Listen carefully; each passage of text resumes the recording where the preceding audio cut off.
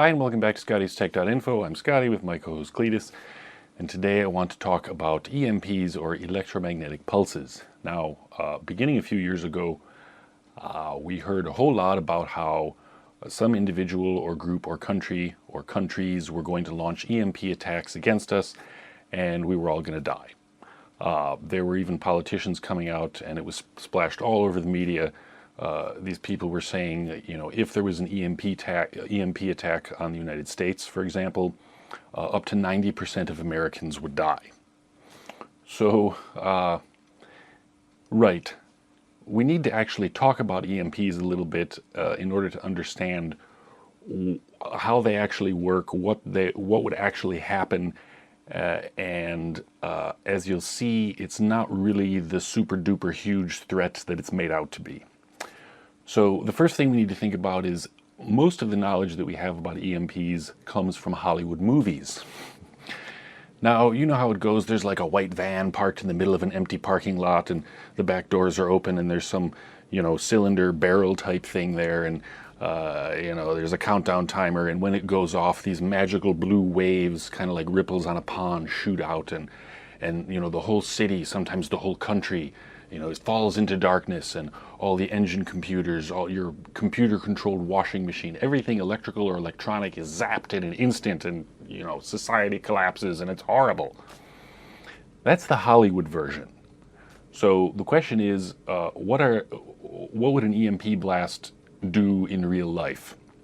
So there are a few things to understand before we begin, and the first is that EMPs in real life don't look like magical blue ripples on a pond or, like they do in Hollywood movies. In real life, EMPs transfer energy into electrical and electronic gizmos via an electric field, a magnetic field, radiation, electromagnetic radiation, and by conduction, as in electrical conductivity.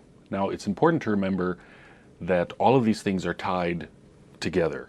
So, in a real-life EMP, one or the other of these four different elements can be stronger than the others. You can have a stronger electric field, you can have a stronger magnetic field, it could produce more radio frequency waves. It varies. One can be stronger than the other, but because of, you remember your high school physics, Maxwell's equations, when you get a current flowing through a conductor, it creates an electric and a magnetic field. Okay, you can't really have an electric field without a magnetic field. It all kind of goes together, but one of those four can be stronger than the other. Now, before I carry on, let's just say that this all gets really, really hairy. It's an entire sort of field of study, and there are scientists and engineers who do this sort of thing, and it's extremely complicated. So what I'm going to endeavor to do is explain a little bit about EMPs and kind of keep it simple. I'm going to kind of oversimplify things. The next thing to keep in mind about EMPs is that the sort of, little tiny barrel weapon, it can be the size of a shoebox, and it knocks out power to a whole city or a whole country. That's not very realistic. So it turns out that there are three general types of EMP weapons, and one of them are the newfangled type. These are, say it's like a missile, a cruise missile, and it has some sort of payload. It can actually be explosive, but the point is not the explosion, the point is the actual EMP that it generates. Now, these are generally very weak. There are also traditional nuclear explosions, and a nuclear explosion of any type will generate an EMP, as we'll see in a minute. Those are generally much, much stronger than the little winky cruise missile type. And then you have EMP nukes, which are actually nuclear gizmos that are designed to produce I guess you could say they're designed to minimize the kaboom from the nuclear blast, but maximize the EMP that results. So technically, probably the most powerful ones are the EMP nukes. But again, you still have a kaboom, and you have things like radiation, and that's not good. Okay, if there was an EMP, exactly how bad would it be? As I said, this gets kind of hairy. It's pretty complicated. So it would depend on what type of device. Are you talking about a little winky thing on a missile? Are you talking about a traditional nuclear explosion? Are you talking about an EMP nuke?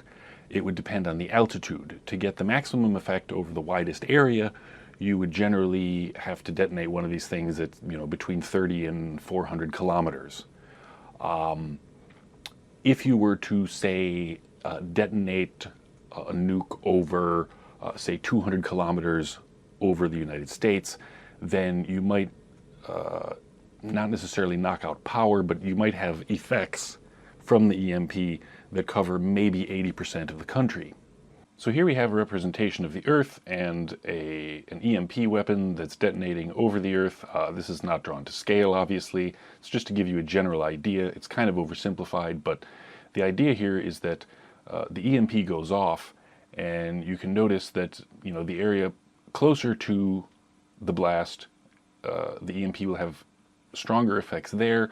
The effects farther away from the blast will be weaker, and this kind of makes sense because, as we know, electromagnetic fields drop off with the square of the distance. So again, it's kind of complicated. Not all areas would be equally affected. It can even depend on the geology of the area where you live. Is the ground actually more conductive, less conductive? Are there lots of rocks in the ground? There's all kinds of factors that go into determining the precise effects that a specific EMP would have. Also, the blast size matters, not just the altitude, but how big of a blast is it? Is it one of these winky things? Is it just a traditional nuke? Is it one of these EMP nukes that's specifically designed for this kind of thing? And so there are all kinds of factors that go into determining what effects it will have, and really no one actually really knows yet. But okay, let's just say, all right, there was a detonation, over a country, and let's say it was a large enough, let's say it was an EMP nuke, and it was big. What would an EMP blast actually look like? How does it actually work, let's say? So here we have a nice little graph, and this graph shows sort of the anatomy of an EMP. And it's divided into 3 time periods: early time, intermediate time, and late time, which are labeled E1, E2, and E3. So let's go over real quick exactly what happens during an electromagnetic pulse.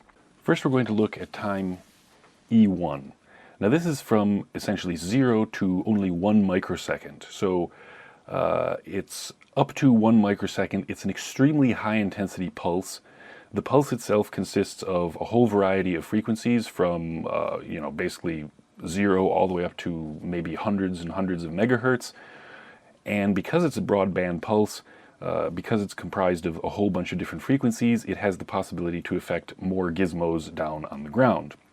And the way that it actually happens is radiation from the nuclear blast actually interacts with different layers of the atmosphere, and the effects that it has are to induce very large voltages and currents on communications and electric lines down on the ground. This E1 pulse that lasts between 0 and about 1 microsecond, 1/1,000,000th of a second, it's the most intense, as I said, and it's also the most damaging. This initial sort of peak, that's where you get the most damage from an EMP. Then we move into time period E2, which is between, somewhere around 1/1,000,000th of a second, and it extends to maybe 1 or 2 seconds long. During this E2 phase, the effects are caused again by radiation from the blast interacting with the layers of the atmosphere. But this time the effects are more like the induction effects from a lightning strike. As you know, you have a big lightning strike, it hits, say, your house or a light pole or something, and it's basically a massive current. It's usually like millions of amps, and the current flowing through the conductive path in the atmosphere creates an electric and magnetic field, blah, blah, blah, and this induces electricity essentially in other gizmos, and it can damage them. So this E2 phase is actually like, probably like a whole bunch of lightning strikes, but without the actual lightning bolt. Because as you know, if lightning strikes your house, the bolt itself, those millions of amps of current, that's going to damage your house. And then you have the secondary effects of the electromagnetic induction effects that actually toast things. So this E2 phase is basically lightning bolts, but without the actual lightning bolt. You only get the secondary effects. And this E2 phase is actually much, much weaker than E1. But I suppose you could think of it like E1 is the big mega blast that's spread out over a wide frequency. It does the most damage. And then you have this E2, which is sort of like if you had these induction effects from a whole lot of lightning strikes going on all at once. But still, E2 is much weaker than E1. And that brings us to the third phase of the EMP, which happens after, it starts after about 1 or 2 seconds, and it can be seconds or maybe even several minutes long. This is actually the weakest part of the EMP, and unlike phases E1 and E2, this E3 phase results from the fireball of the nuclear kaboom interacting with Earth's magnetic field. Now, the effects that E3 has are similar to, say, a strong solar flare. Hundreds to thousands of amps of current are created at ground level, and they couple mostly to power lines, communication lines as well, but mostly power lines. And this coupled current, it actually tends to overheat transformers, it might trip safety relays, and so then you get power outages. Now, the difference here between this E3 phase and a geomagnetic storm is that geomagnetic disturbances can last for days, and this is sort of like a strong solar storm that affects, say, the power grid, but it would only last a matter of minutes. But of course, this comes after the E1 superblast and the E2 lightning strike without actual lightning, and then it's E3. So it's kind of like a 1, 2, 3 punch. And that's how an EMP actually does its damage. Now, keep in mind that's for a large nuclear type of EMP. You have the nuclear blast. It's the radiation from the blast interacting with the atmosphere that creates the biggest pulse, that E1 phase. Smaller nukes or winkier EMP weapons that I described earlier, they wouldn't have quite the same effect. It's all kind of hairy. And then while that may not seem too terribly scary, you also have to keep in mind there are things like cascade effects. Back in the late 80s, there was some kind of geomagnetic storm, big solar flare or something, and in, I believe it was the northern US and Canada, there were cascade effects where safety relays tripped, and it actually shut down large sections of the power grid, because even though the effect was only in one area, these cascade effects sort of, it was kind of like a bunch of dominoes falling where, you know, this area goes, the power goes out, and then it just triggers and it spreads along the Earth. The results of an EMP blast could actually be similar to that. There could actually be sort of a cascading catastrophic failure of the power grid. Of course, since then, obviously, the people who generate our electricity have taken these things into account, and they've sort of reinforced things, they've introduced new safety features, and so it really depends. Again, you know, the details matter. The power grid is not the same in all areas, even of a given country. If you have very long aerial power lines, say like if you live out in the boonies, those are more susceptible to an EMP than would be, say, power lines buried in the earth. And the most important thing to remember here, as I mentioned before, is no one really actually knows what would happen during an EMP. In fact, back during the Cold War, the Soviet Union and the US did quite a number of studies on the effects of EMPs, and they came to very dramatically different conclusions sometimes. Not just between the two countries, but their own work, it sort of tended to contradict itself, and so it wasn't really clear. And it's kind of understandable that that's the case because, as I said, when you're talking about magnetic field, electric field, conduction, radiation, blah, blah, blah, it's all really, really complex. Okay, so then you're probably wondering, well, all right, so an EMP may not be totally likely, but is there anything I can do to protect myself from EMPs? And the answer to that is sort of. So in order to have proper protection from EMPs, you need three basic things. This is what, say, militaries generally agree upon. The first is that you need EM shielding. Now, this is to protect against the E1 and E2 phases of an EMP blast, and it's basically like metal shielding. You can think of it as copper shielding, like I made my Faraday box. It's a box lined with copper foil. You put your smartphone inside, it prevents it from transmitting or receiving. That's essentially what we're talking about here, just conductive metal shielding. The second thing you would need is special filtering, and this is to also prevent damage to electrical and electronic gizmos from the super intense E1 phase, and it's protection from coupling and induced currents. And the final thing that you need is surge protection, and here you have to think not like a surge protector that you have some stuff plugged into. Here we're talking about serious surge protection, which I did a video on actually. real EMP protection needs to be sort of comprehensive. It requires shielding, it requires special filtering, and it requires surge protection. Now, if you're thinking that these 3 steps are easy, think again, because there are a few military documents, military specs you can look at, and I'll show you some pictures here of the kind of stuff that they have. Special protective volumes. This is to protect, say you have like a turbine inside, everything has to be shielded. The pipes sticking out have to be like specially protected.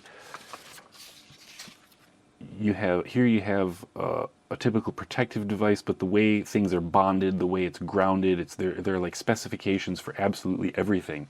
It's pretty nuts, actually.